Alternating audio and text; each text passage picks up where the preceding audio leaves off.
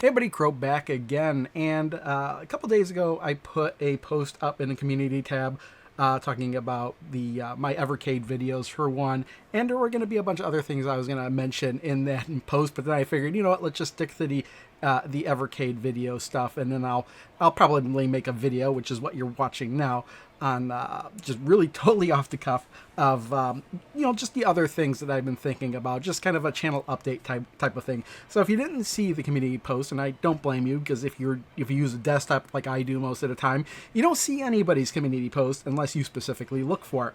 But or if you go to the home page, then you just see random people's community posts, whether or not you're subscribed to them. It makes a whole lot of sense, YouTube. Why not? I go to the subscription page. Why not just put the community posts of the people I'm subscribed to in the subscription page? Who knows? Who knows what they're thinking, really, with that? Anyway, just kind of little itty bitty rant there. But the thing, if you haven't seen that post, basically, my Evercade videos have been taking me like way too much time to work on, I think, and I think I need to make a change to make it more palatable. At least, I don't know about palatable, but working, in a way that works better with my channel, so to speak. Because right now, Evercade is not the only thing I'm doing on this channel, but yet it seems to be like 90% of the effort I'm putting into this channel, and I don't want it to be. And as a result, too, I'm so far behind on Evercade cartridges, and the gap just keeps getting bigger and bigger and bigger. These aren't even all of them. There we go. These are all the cartridges that I'm behind on now on the Evercade. There's 7 of them, and there's gonna be 4 more by the end of the year, unless some of them get delayed. We got the 2 Duke Nukem ones coming out, and then 2 other ones, which I can't think of off the top of my head. The SD Bros or whatever, the dual cart, and then there's another one. I can't even think of it, but I started. What kind of triggered this was I started to play Pico Collection 3, and I started out with Metal Mech because it's one of the earliest games, and about an hour or so in, and I'm like, I don't want to play this anymore. And the second something feels like work for me on this channel, I kind of don't want it to be work. I want this is supposed to be fun for me, And if I'm not having fun, then why am I doing it? But I still want to make these Evercade videos on these cartridges. So what I was planning on doing is probably just doing kind of like what I used to do with the Crow Plays videos for this, except more edited down. It's not like I would be making a separate video for each game on each collection. What I would do is I'd play the games. I'd still kind of do the research that I had been doing. I just wouldn't write a script. The script is out the window. Because here's how much time I would take to do this stuff. I'd play a game, and I could be playing the game for 1 to 4 hours, maybe longer sometimes in some respect. I'd edit all that footage down for that video, and I put it up on the Crow Capture page. I'd also write a script while I was watching the video to try and remember everything I wanted to say. Because one of the reasons I started doing scripts is because I would do all my videos just kind of like this one, where it's just like off the top of my head. And then after I'd make the video, I'd go to edit it, and I'd realize, oh, I forgot to mention this, or I forgot to mention that. Where I found if I wrote the script, I couldn't forget any of that stuff because I had already written it down. The problem is that it would take an hour, half an hour to an hour, just to write like a page and a half that I wanted to talk about for the games. Part of the reason is just because I wouldn't just type it out. I'd type it out and be like, oh, I wonder about something, and I'd go to look up something else. Oh, I wonder about that, and I'd go look up that. Oh, maybe I don't like that. And you just spend some time writing a script, obviously. But obviously it takes time. So instead of already moving on to the next game, I'm taking another day or 2 to write a script, and then I'd move on to the next game, and then it would repeat. So for games that had like 14 games in it, it would just take forever.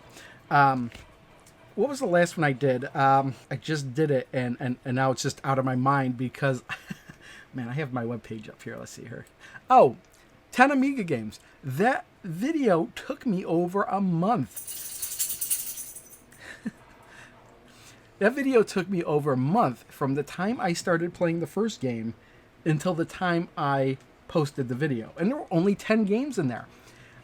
So there's 10 games in this. Do I really want to spend another month or so playing the games in this, even though there are other things I'd rather be doing?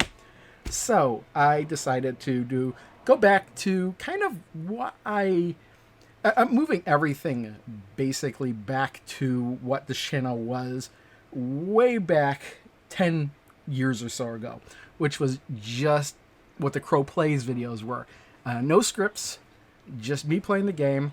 In the instance of these, I would make one video for all the games, but I would highly edit those clips down. I'm thinking maybe somewhere between 5 and 10 minutes per game. That way, I mean, the video is going to be long already, but at least it's not going to be like 4 hours long, for example. Try to keep the videos for a game with for a collection with like 10 games on it, keep it around an hour long. And then still, you could jump to whatever game would reveal the chapters or the bookmarks or whatever. But yeah, there's just so much. I want to get caught up on these. And I definitely not got caught up this year. But hopefully if there's like some sort of a lull, because just like a whole bunch of collections are coming out at once, then maybe I could get caught up. But there's other games I'd like to play as well. So it's not like I'm going to be playing these Evercade games nonstop until I'm caught up. Hell no.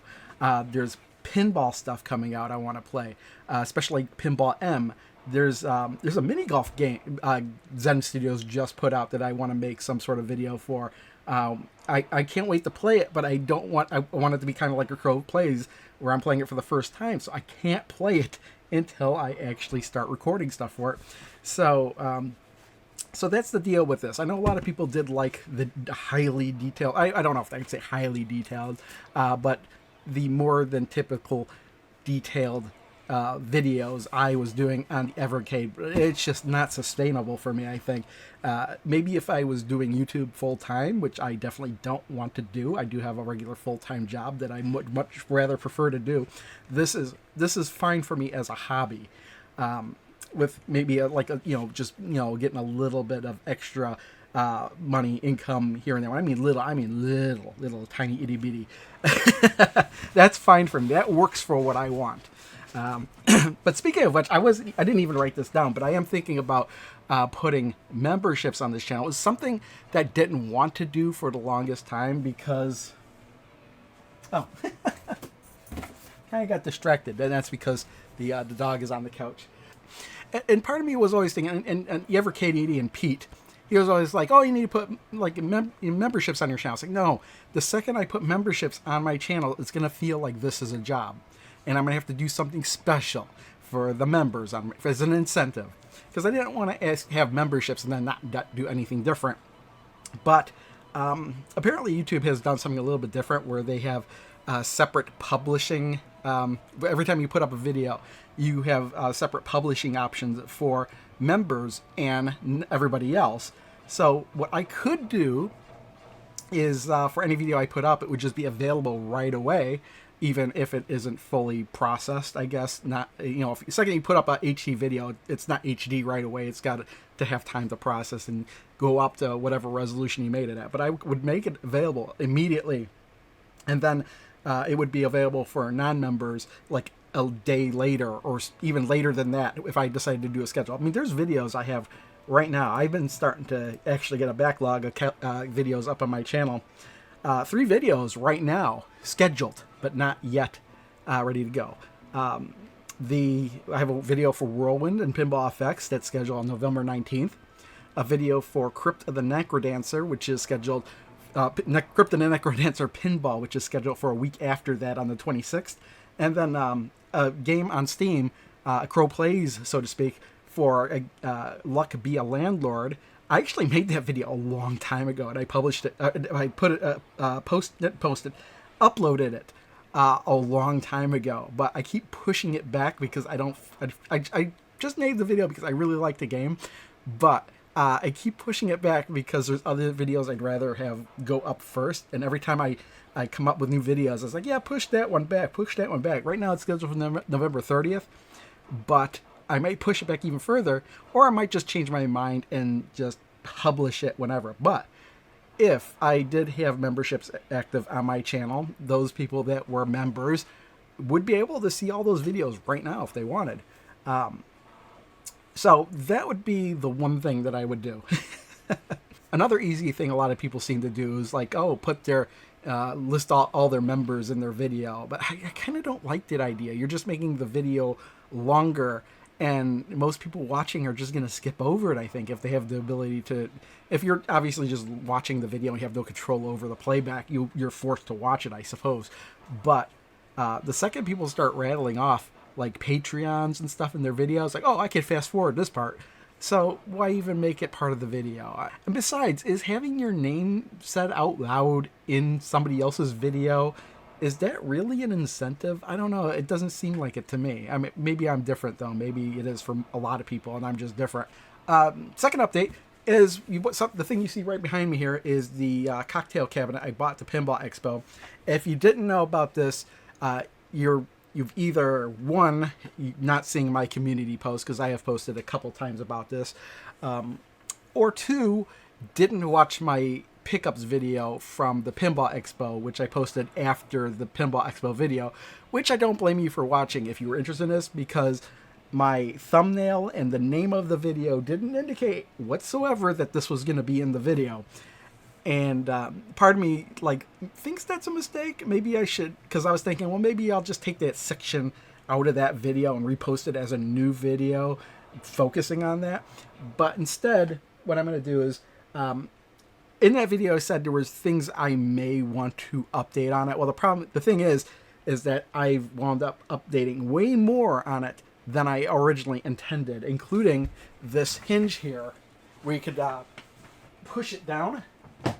So it is the regular tabletop, or pull it up. So when you're using this side of the panel, you have the screen angled further up on you. I've actually replaced what was inside of it. There was a game elf inside of it. I replaced it with a Pandora's box. The thing about the Pandora's box, though, is I'm trying to go through each of the 3,000 games that are on it to see how many duplicates are on there, because there's a lot of duplicates. I mean, not exact duplicates, but like every Neo Geo game seems to be there in there twice. Once is the normal version, and once is some hacked modified version. But sometimes even more times than that. So like King of the Fighters games are in there multiple times, especially like 97 and 98 with different versions of the hacks. There's hacks of like 2003 listed as 2004 and 2005. I could hide those games, but I need to go through the list first to figure out what I need to do. Some with I have it modified with Pandori, which is like kind of like a tool that you could use to kind of, I don't want to use the word hack, but for lack of a better word, hack the Pandora's box, so I can allow me to rotate the screen on certain games. So some of the games with Pandori have been rotated correctly. Some have been rotated incorrectly. Some need to be rotated. So I'm just trying to keep track of that. Some of the games need to be renamed, and I want to see if I'm able to rename some of the games in that. But I'm going way more in depth than I want to right now at the moment for this. I did post a picture in my community tab of what this thing currently looks like. I basically replaced all the trim on it. I did some more modifications. I still haven't yet cleaned up the top glass part. It's more of this plexiglass that's on there. That's not even on there at the moment. But I don't have all the pieces yet I want to modify this. I did get a new display, and the reason is because of the viewing angle. The monitor that's in there has one bad viewing angle, and that is if you're looking from the screen from underneath. Which, if you're playing on this side, the side here, and the thing's down, you're looking at it from the one bad viewing angle, which is why the monitor was in there upside down to begin with. So, but the problem is that I've discovered with the Pandora's box is you can't, although you can flip the games upside down, you can't flip the menu upside down. So I've actually ordered another monitor. I ordered it from AliExpress, so it's taking weeks and weeks and weeks to get here. And hopefully, it's an IPS screen, and hopefully it won't. It says wide viewing angle, so hopefully it doesn't have the same issue this one does. And if it does, then I have to figure some other alternative method, I guess, to doing that. But I plan on making a completely separate video on this thing when I'm done with it. And that could be weeks from now. Especially going through all the games, because I've spent like 2 weeks going through the games, and I think I'm up to 700 and something out of 3,000. And plus, with Pandora, even without Pandora, I think I had the ability to add new games to this. Almost anything up to a PlayStation. So I'll have to go through my list and see what I would want to add to that. I am limited in space. It had like I can't remember what size memory card was that. I think it was like a 32 gig memory card in the Pandora's box, but I replaced it with a 64 gig one. And that 32 gig one was almost full. So I have like basically 32 gigs of space to work with, I think, on that thing. But that leads me to my next thing. And my final subject here is another project I had started thinking of while I was working on this one. Now, while I was working on that one, I was thinking, you know what I could do is I could keep getting, I was kind of getting interested in the whole Pandora's Box thing. I got Pandora's Box DX in there, but there's newer ones than that. And I was thinking, oh, I could get newer ones, and I could build my own arcade cabinet. And then I was thinking, well, if I build my own arcade cabinet, what kind of setup would I use? Would I put it in? Would I put the screen in regular, or would I put it in Tate mode? Or what kind of control scheme should I use? Should I use a regular control scheme? Should I throw in a trackball? Should I throw in a dial? Should I put in dual joysticks? And then I'm thinking, well, wait a minute. I could do one that's regular. I could do one that's Tate mode. I could do one that's got a trackball. I could do one that's got a dial. I could do one that's got twin joysticks. And I'm thinking, man, that's a lot of money and work to put into doing something like that.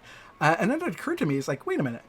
Why don't I just get a mini PC that runs Windows so I could run Launchbox, because I do have a lifetime Launchbox subscription, and to Emu Movies as well, because I was doing that for, I was modifying a PC to work in one of the arcade 1-up machines that I got, the original Street Fighter one.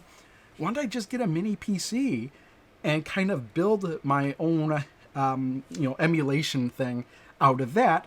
And then I would just build the controllers, and I could just swap in and out the controllers as I would want to do. Like I'd have a regular controller, regular 6-8 button layout or whatever. I could build a controller that's got a trackball. In fact, when I was at Micro Center looking for something entirely different, when I was looking into something else, which I'll show later, I wound up getting a trackball. They used to sell arcade parts at Micro Center. They used to sell like whole kits to build your own arcade cabinets. They used to sell buttons, micro switches, all that stuff.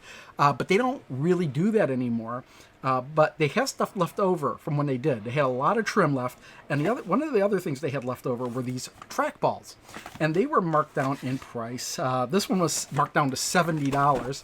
What was the original price on this? Sometimes you see these things on like Amazon for like 120 or whatever. I'm really curious what the price they had on the sticker. There you go. It was like $103.99 originally. They had it marked down to 70, and since I was spending a bunch of money there anyway, I just decided to go with it. It's just a simple USB and a PS2 connector if you wanted to, but I plugged it into my computer. It works just like a mouse, maybe a little bit slower than a real mouse, but yeah, that's why you would do the fine tuning, I guess, in MAME to get this to work. So I already have a trackball to work on a trackball controller. I do a dial spinner controller. I do dual joystick controller, obviously, and that would just be an ongoing project for me.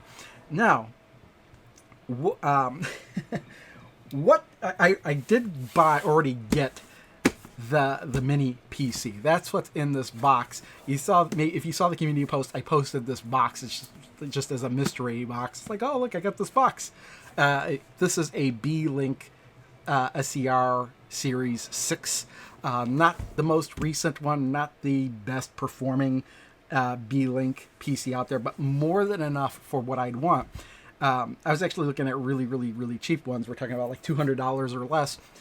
Just because I was thinking about just doing emulation, like maybe all the way up to Dreamcast and no further than that.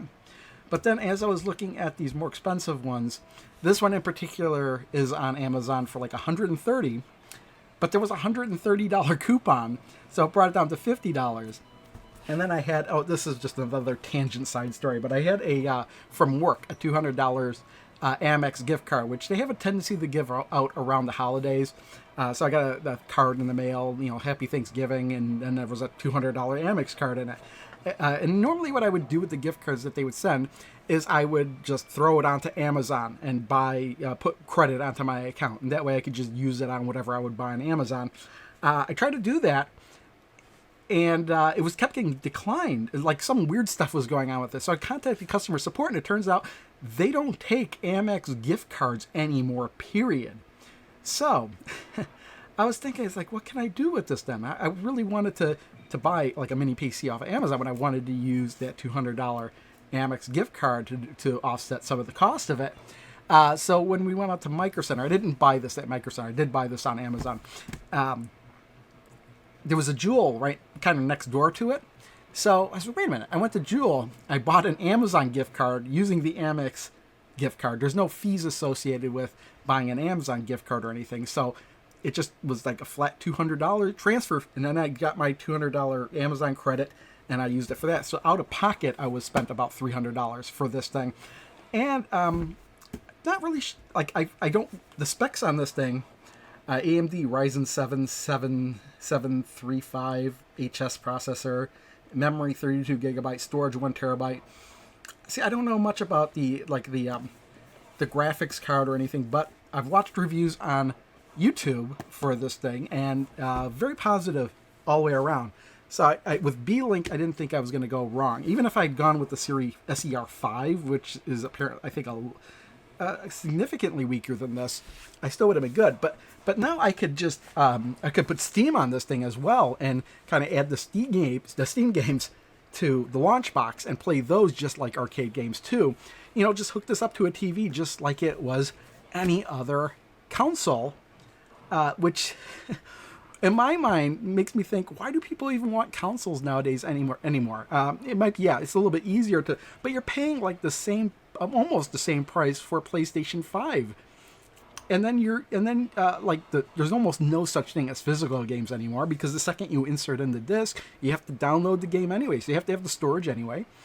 Speaking of storage, this thing does have two M.2 spots on there, and one of them is taken up by the 1 terabyte storage. So when I was actually at, I almost said Fry's, but they don't exist anymore, do they? When I was at Micro Center, I bought this M.2. It's a 2 terabyte, so I'm going to have 3 terabytes of storage in this thing, plus the ability to just plug in, USB storage if I really wanted to as well. If you're looking at the price of this thing, I did not pay $399 for this. This was actually $105. I don't know, how old this is, because even brand new with no discount, there's no way this would cost $399 these days.